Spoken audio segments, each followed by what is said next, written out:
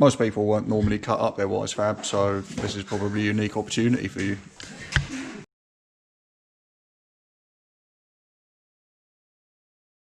Yeah, apparently he's the real shit.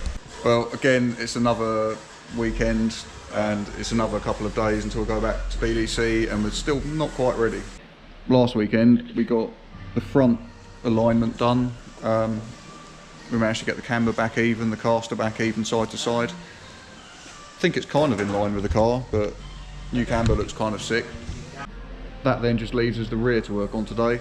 We're not really sure what we're going to find, because when we got hit, the subframe actually shunted, which is a bit strange because there's bolts that come out of the chassis rails, which the subframe bolts to.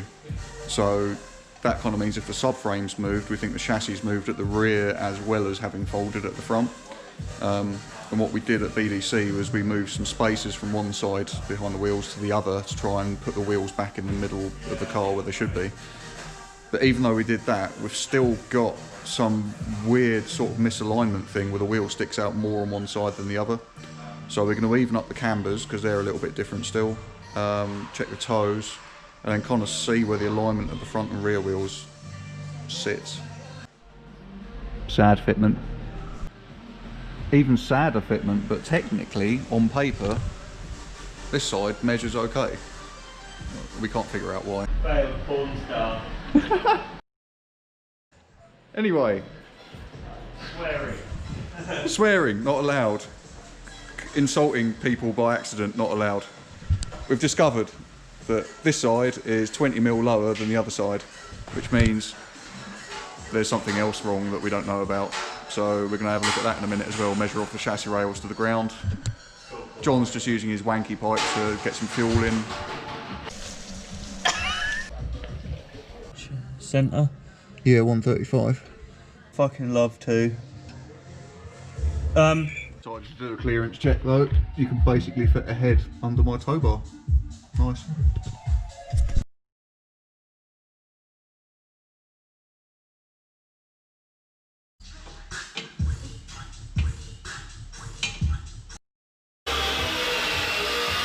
Something's wrong again. John, mechanic, being a carpenter, me, pencil pusher, trying to be a mechanic.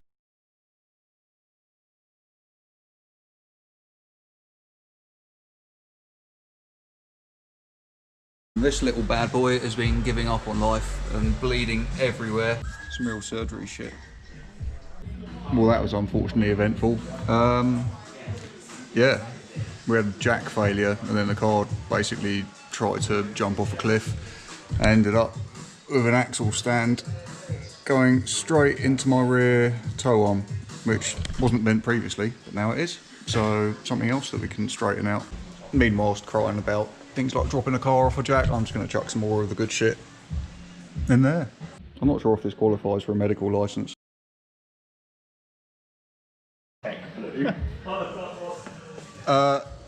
Yeah, so investigations time. Oils are all done, so diff, gearbox, engine are all good. Oils came out clean, so happy with that. We were looking around a little bit earlier and noticed some things like on the subframe, trying to work out where it had shifted. We've got a couple of little cracks in the welds, so going to grind them down, weld them all back up so we haven't got any loose points.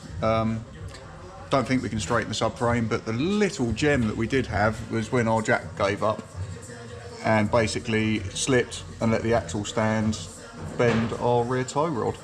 So we're going to have to fab one of them up as well, but we're probably going to try and do that ourselves like cheaper people. That bit of tube looks like it will do mint. Just for any scrutineers that might be watching, yeah, this is actual genuine CDS tube, thick walled. It's going to be safe, no worries. Oh, then I'll get my sausage out.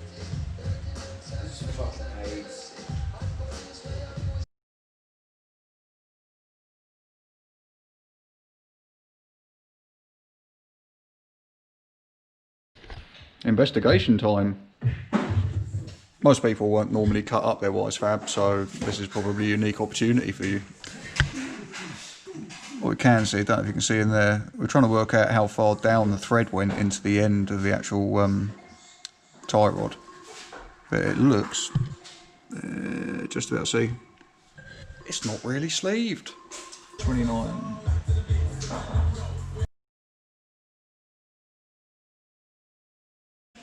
Right, now we've cut the end off the tow rod. We're trying to work out how the thread's been inserted, because what we would have thought is the tube of the tow rod would have been sleeved quite a way down, but it looks like it's only actually sleeved to like where that weld line is. So it's just the tip of the thread that's actually sleeved in there, and it might have been a sleeve that was tapped afterwards. So John's going to be a little sweetie, and when he goes to buy some more CDS pipe tomorrow, I'm going to find somebody with a mill so they can turn these down. Lathe. Mill, lathe. Same. The other one, like the cheaper one, not a mill. Yeah, we'll get these turned down so we can actually insert them into the tube that we're going to weld them into, and it'll make it nice and strong again. So, but we're probably going to go with a thicker wall diameter pipe like this rather than the original stuff.